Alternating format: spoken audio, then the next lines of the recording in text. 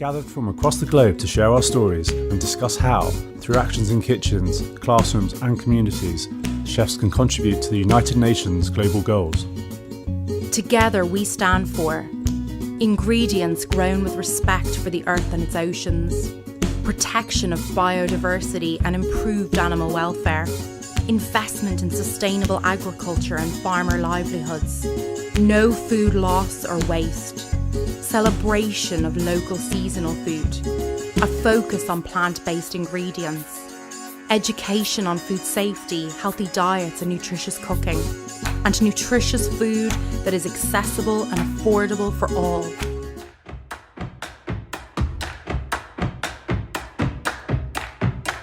We the chefs are working together to create a better food future. Hello everybody, my name is Lona Masego. I'm from South Africa. I'm an international celebrity chef and a cookbook author and a proud member of the Chefs Manifesto. I have some amazing chefs from the Chefs Manifesto with me today who will be joining this panel. So I'm super excited to hear their thoughts. They're from around the world. We've got Claude, we've got Mohadi, as well as the amazing Michael. And I'm sure you guys will find this experience absolutely insightful. So just to give you a little rundown about what the Chefs Manifesto is, it's a network of phenomenal chefs from around the world, something like 700 plus. And our voice is really just to advocate for food sustainability and just making sure that our influences change the way people view food. It's amazing to see what we've achieved so far as a group, and it's absolutely amazing to see the different conversations that come in from different parts of the world. And if you'd like to be part of Chefs Manifesto, you can get onto the website, which is www.chefsmanifesto.com, and sign up and be part of this amazing set of chefs. We look forward to engaging and seeing what part of the world you're from and the conversations that you're having from the world. So I'd like for the different chefs to introduce themselves. We'll start with the amazing Michael, all the way in Nigeria. Do you want to tell us a bit about yourself? Definitely. Thank you, Lana. My name is Michael Olegbede. I'm a chef here in Lagos. I'm also an advocate for sustainable food practices and empowering local people to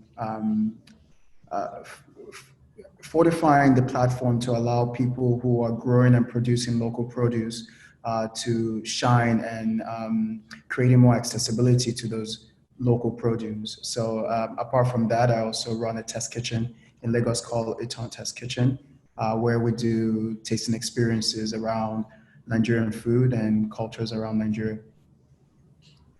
Fantastic, very exciting. And next up, we've got Chef Mohadi. Hi. My name is Mohadi Itsweng.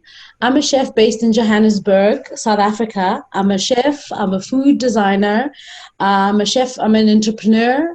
I'm part of the Chefs Manifesto, and I also advocate for plant-based diets, local ingredients. I also advocate for urban farmers, so I push a lot of that in my work. I do a lot of work. I design products from these urban farmers, so I advocate for their livelihoods.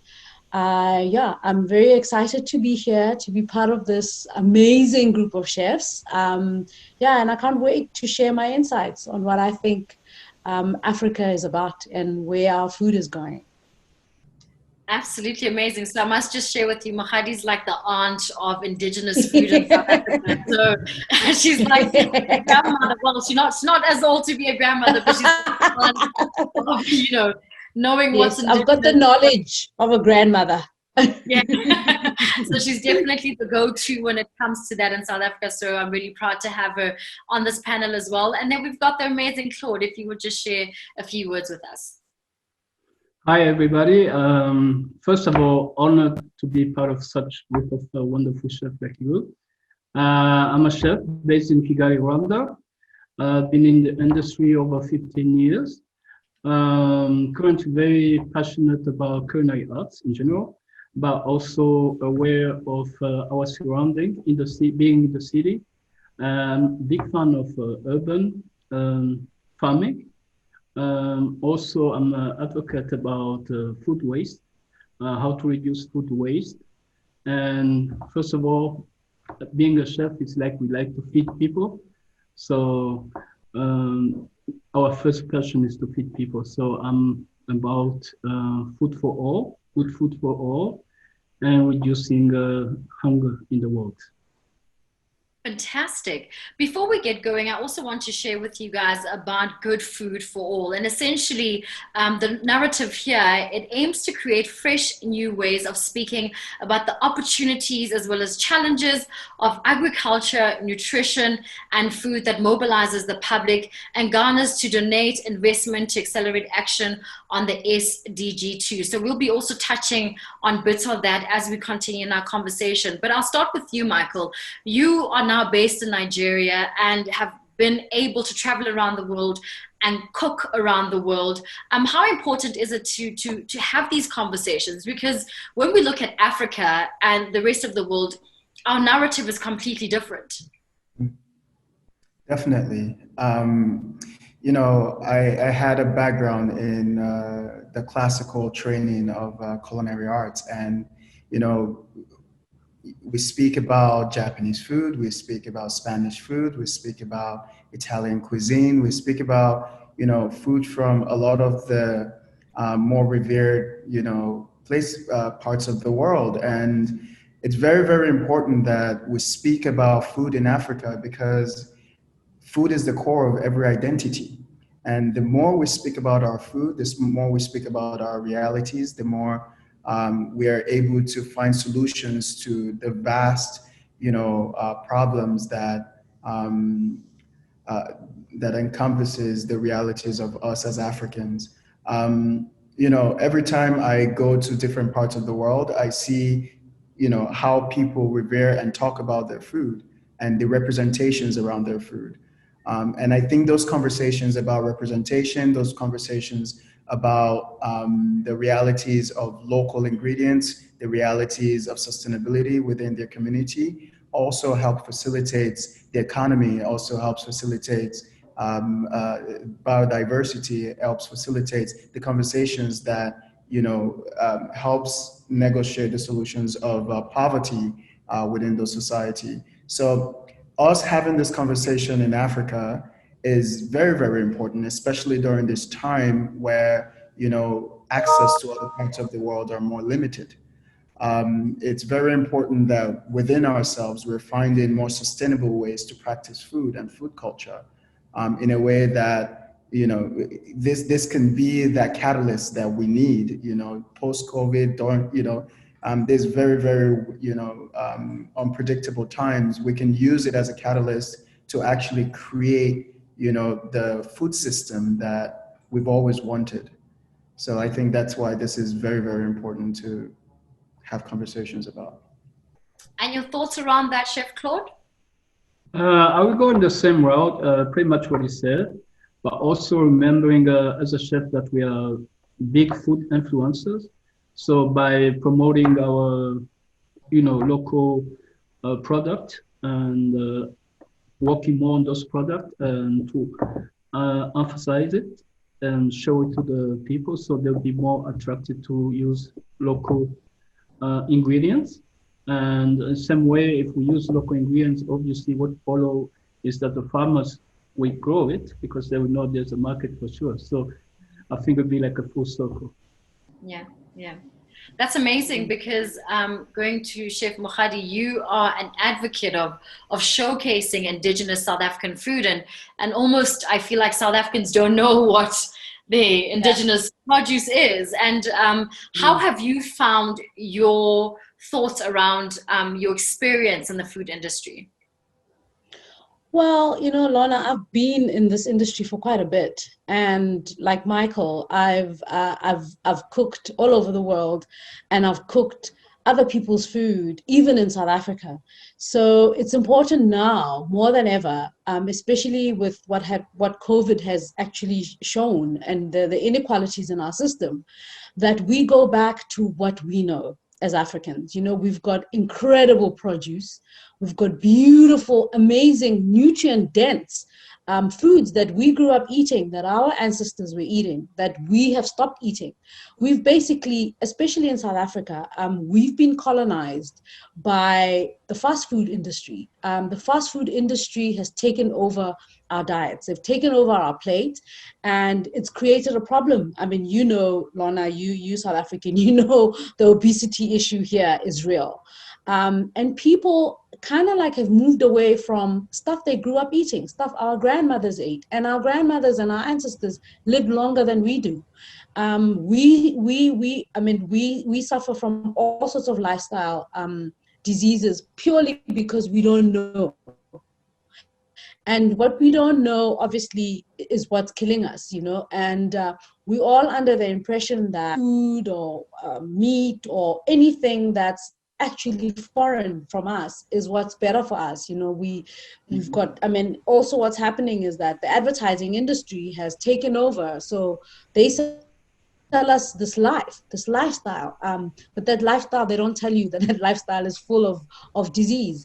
And what's actually happening now is that slowly we're all moving back. A lot of chefs are reclaiming our food and doing it in their restaurants. So again, as chefs, it's important that we become those people that are advocating for African ingredients, that are advocating for African food. That's our job as chefs. You know, we need to bring back all those flavors and all those nutrient-dense African ingredients. Yeah. Just going back to Michael's point about, you know, you hear about French food, you know, Mexican food, you know, Italian food. But when it comes to Africa being this beautiful, rich continent of just lushness, we're all kind of stuck in terms of what is African food. And as you've all mentioned, that chefs have a voice, but how do we put a stamp on it?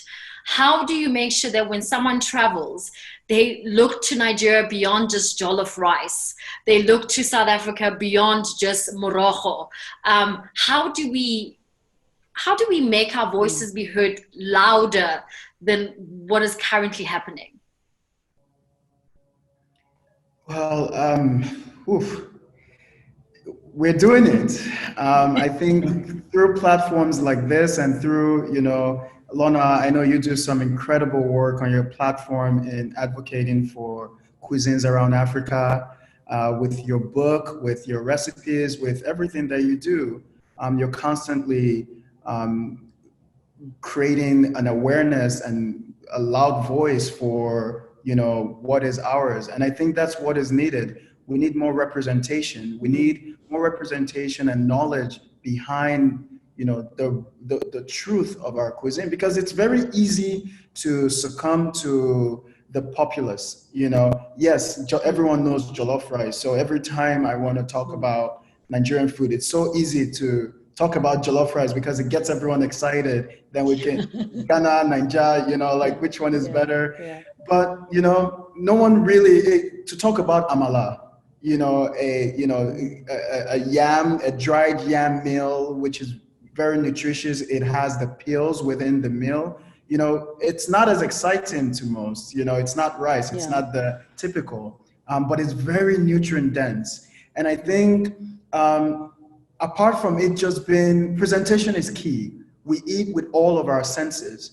So, and I like to believe chefs are also artists. You know, it's not about constantly doing fine dining food or anything along that line, but let's have fun with our food. Unfortunately, the reality of our past has caused us not to really have the luxury to look at our food beyond sustenance. And you see a lot of other cuisines, food around other you know, more revered parts of the world, and you find different shapes of raviolis and tortellinis, and you know, those are fun. Those are things to actually help you experience your food in a fun way. And I think that's what has to happen with our food. It's not about emulating other people's cuisine. It's about just allowing us to also have fun with the food we have. You know, let's play with our food. And let's find different ways to tell our stories. Let's find different ways to pass those messages across and about, you know, something that we love, which is our food and our identity. So I think that's what has to happen. It's that representation amongst, especially in the hands of a chef, and in many ways also getting people to understand that it's not so bad to experiment with African food and African ingredients. You know, you have some remarkable chefs around the world who are now looking to African ingredients as, you know, a source of inspiration, as, you know, diversifying their pantry. And it's incredible what they're doing with the ingredients. So I think, you know, that's what we have. That's what needs to happen for us to get our voice to be more heard in this space. Yeah. As the slogan goes, Africa, your time is now. Now, Your thoughts on exactly. that, Chef Claude? Same like Michael pretty much said. I went to, like all of you probably, classic culinary training. I went to Dallas, Texas, to Cordon Bleu. I'm a graduate from Cordon Bleu. I also worked with big hotels over there, Sheraton, Dallas, Westin. Pretty much I was cooking pretty much Western cuisine, like you said, Italian cuisine, French and all that. But since I've been back here, back home in Africa, exploring our local ingredients, what to do with it, I've been playing a little bit with our ingredients, like Michael said, and even local people being surprised that you could even, because like dairy is a big part of our diet. So making like yogurt dressing with salad, and people like, how can you make yogurt dressing? But I think it's our role as well as chefs, since we know a little bit more about food than regular people, to educate them by actually showing what you can do with our ingredients. So like we eat a lot of green bananas here, sweet potatoes and all that.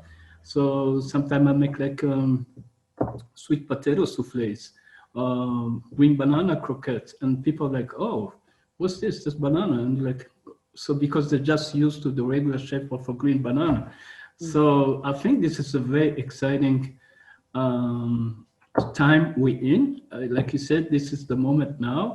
And I think as chef, this is like a big opportunity to showcase our craft. And at the same time, we're on the edge of the new frontier. So I'm very excited about it.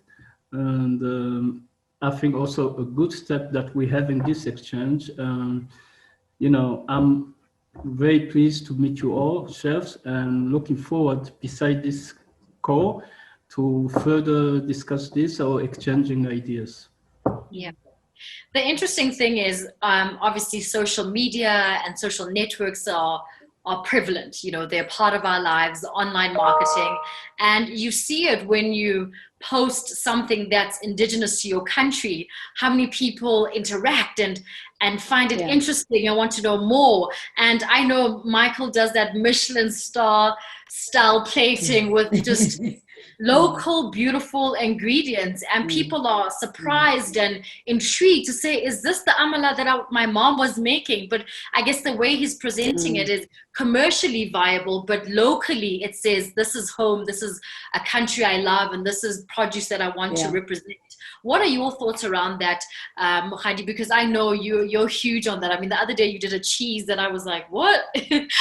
How did you make that? Well, for me, Lorna, you know, it's, as chefs, we you know, like you said, we do awesome things with ingredients. We show them on social media. We show everybody what to do.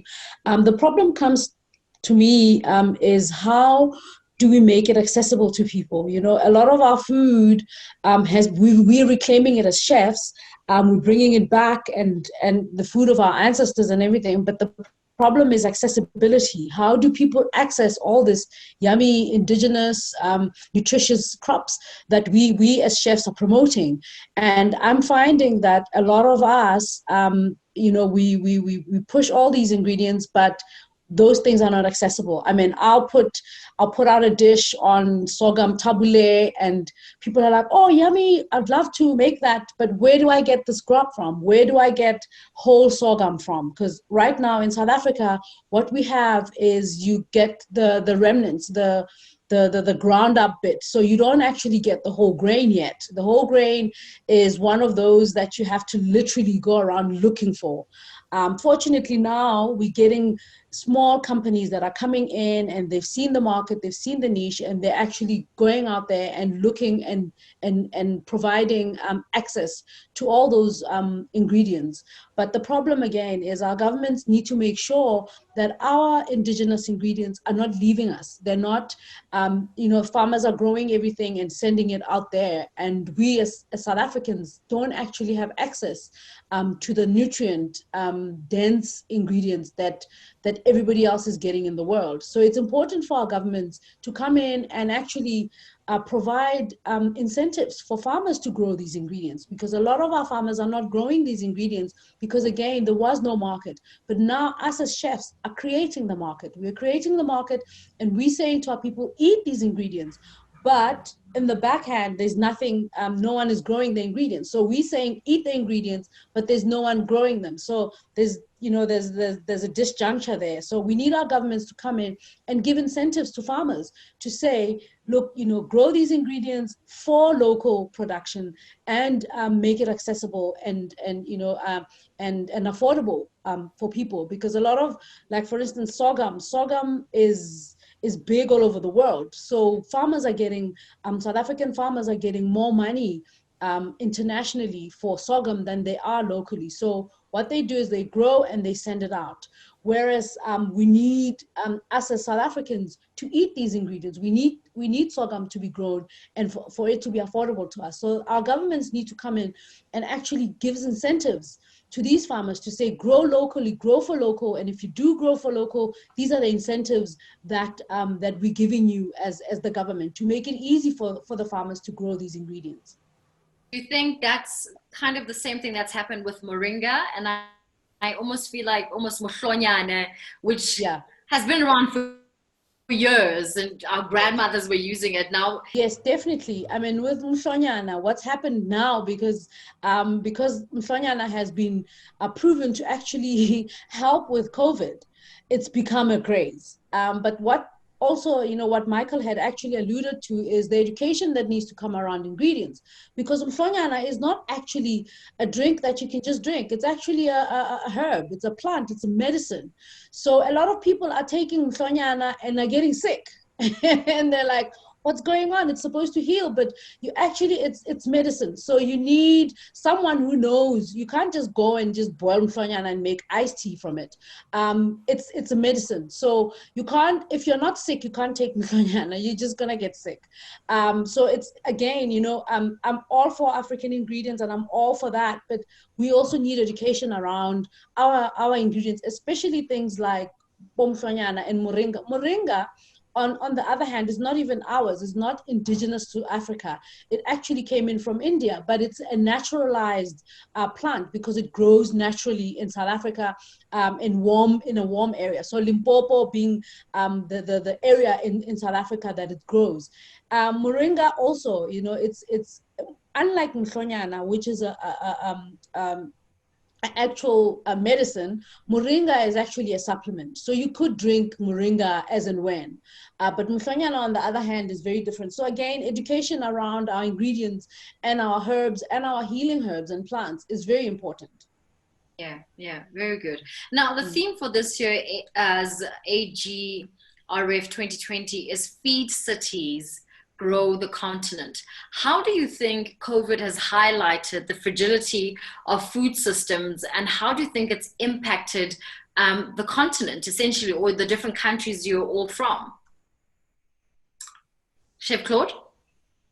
Well, I think it's a complex question, but it can be, I can try to answer from what my perspective is that the food system, pretty much where I am, we have a very good system. I'm located in the capital of the country, so we pretty much have everything grown all over the country being available here in the city.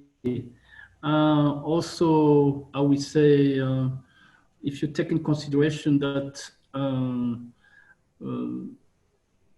we have all the products pretty much grown in the country, that will give us more, how can I say, more latitude.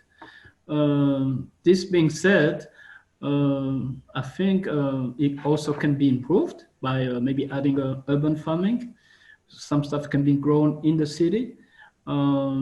We have to cooperate, I would say, the end of the farming being us, the chef, also cooperate with farmers, also maybe involve the government and have it regulated. Like you said, for example, what you said with the sorghum being exported, have some being exported and some being used locally. So there are different approaches can be made.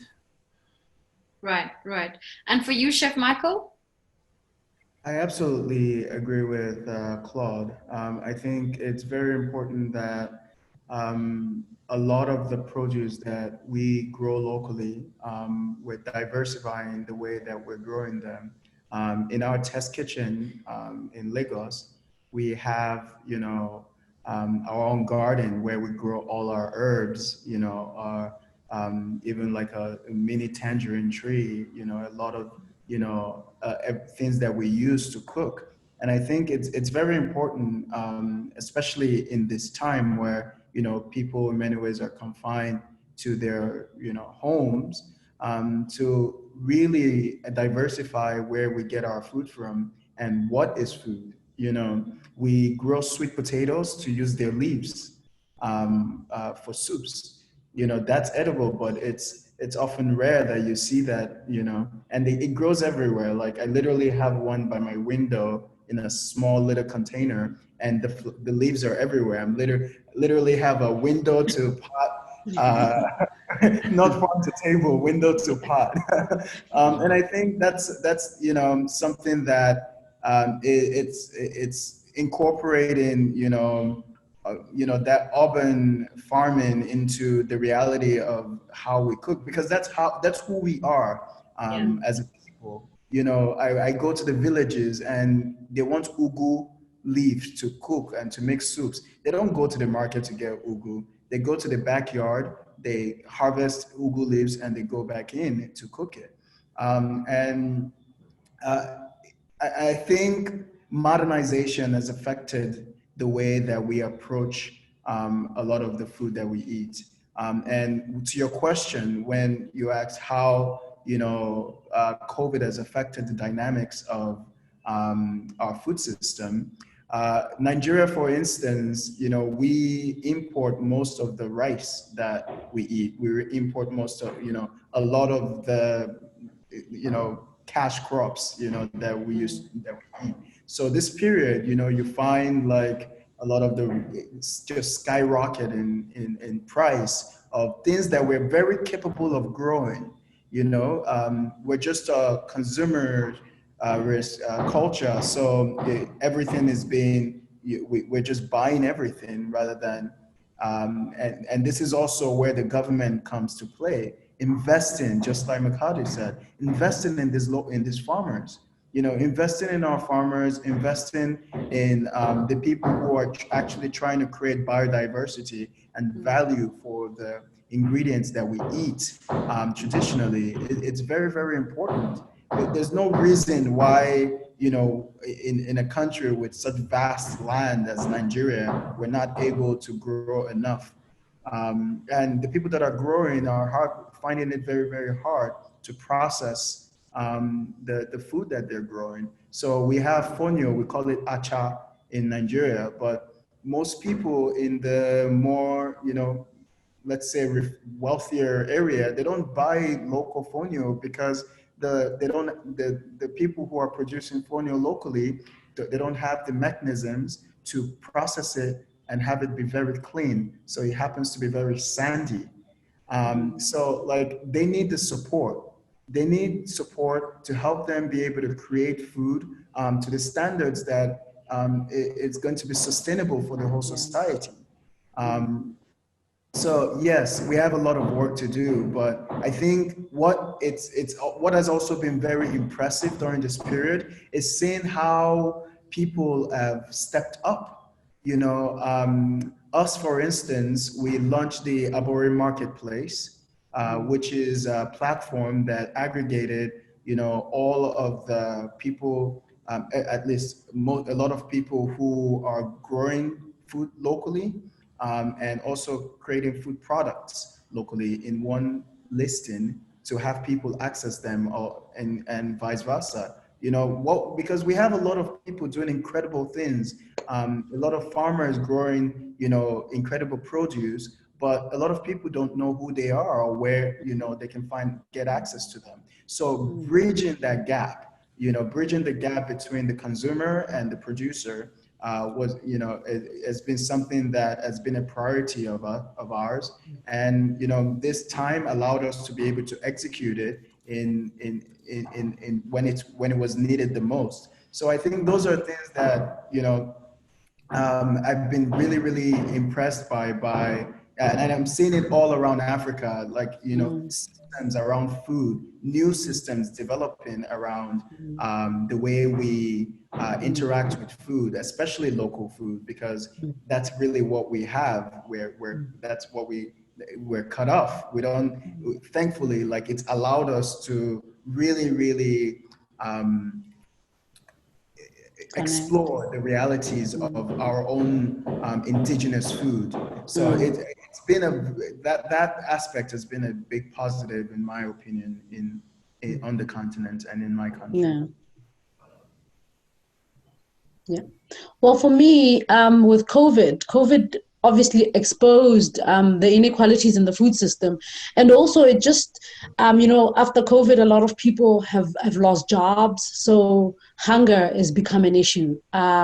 So what I've seen with my community is, you know, everybody stepped up. You know, if, for instance, you know, we couldn't access fresh food for a bit. There was a period where there was a real break between fresh food coming into the cities from from rural areas, coming into the cities, into our grocery stores. And what actually happened is that then the prices went up. I mean, you were buying onions now for like crazy amounts. But what ended up happening is that, you know, people got tired of that. People started growing their own small gardens in their homes. For me, that's a positive. You know, for the first time, people are now understanding that you can actually grow your own food. You don't need to depend on the system that's already in place. You don't need to go to the supermarket to buy basics like onion. You can grow it on your back. So people now are becoming small gardeners, which for me is a positive that's come out through from COVID. And also a lot of community gardens are springing up, which is amazing, to feed a lot of the people that are hungry. There's a lot of homeless people, there's a lot of hungry people that are out there, and community gardens are working, and they're bridging that gap, because people can't afford food anymore, and it's a sad reality that has happened, and I think it's just getting worse. I mean, I work with an NGO now that does feeding in Cape Town, and the numbers are staggering. Every week the numbers are going up by 1,000, 2,000. So it's very scary where we're going now. So it's important for accessibility, food accessibility, to be made for everybody. You know, good food for all is important. Nutritious food for all, especially now, because as you can see, I mean, people have lost jobs. People haven't been working in months. They can't afford basics. So it's important, again, for our government to give people seeds, to give them land to grow these gardens, because that's an important thing that needs to come out of here, is that food parcels, as you know, Lorna, with our country, what happened with the food parcels, there's a lot of corruption around that. So what that created was a real break between rural farmers getting their food into the cities, and even city people just affording the food. So it's important. What's happened now is that people now are growing their own food. Community food gardens are happening. Again, we need our governments to support all those efforts, because that's the only way we move forward. To come back to COVID obviously is the biggest thing right now. Like I would say, the big elephant in the room. The good thing is during the confinement, we had the total confinement lockdown in the city of Kigali. And the food was still coming in town. So we were allowed to go shopping, and we were still getting all the goods we used to get. And luckily enough, there was not increase in prices, so it didn't really affect people financially. However, with the COVID, a lot of people lost their jobs, so it became unaffordable for some. But mainly the prices were the same, and we were still getting the food in. We at one point we had a short time where the main market was shut down due to COVID, but the other markets around picked it up. So we didn't really get a disruptive moment of product where product was still available. That main market now is back on in business. So I would say we went through a tough time, but for a short time. Right.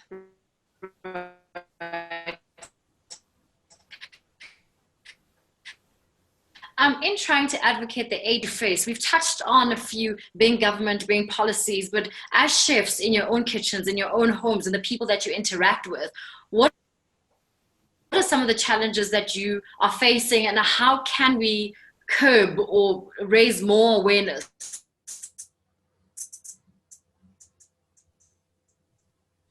Michael. Well, you know, we're going through a culinary revolution in, I think, Africa as a whole right now, and there are a lot of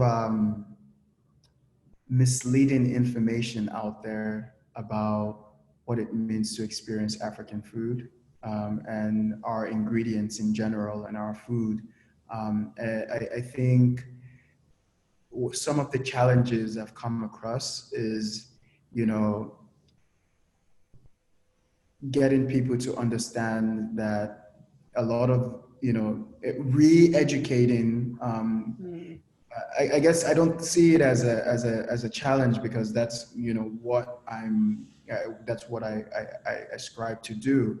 You know, we know there are a lot of misinformation about our food and our ingredients. So, you know, one thing that I've actively tried to do is, you know, allow, you know, my space, even through tasting experiences or even in conversations, allow, you know, the work I do be a form of to create an educational platform for us to also understand, you know, the ingredients and the food that we have locally. And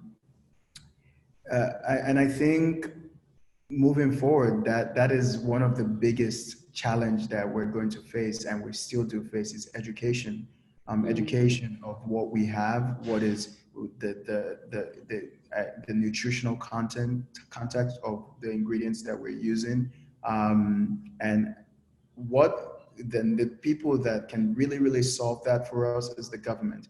That we need the government support to show a little bit more purposefulness towards the food industry, towards their cultural industry, to get us to have more information to what we have. You know, if it's the sciences behind it, let us know the nutritional content to the ingredients that we have indigenously. So we are not relying on Western sciences and Western information to lead, you know, the conversations that we're having about our food. So there needs to be more of a research-driven approach, an informational-driven approach to the food that we have and how we approach it.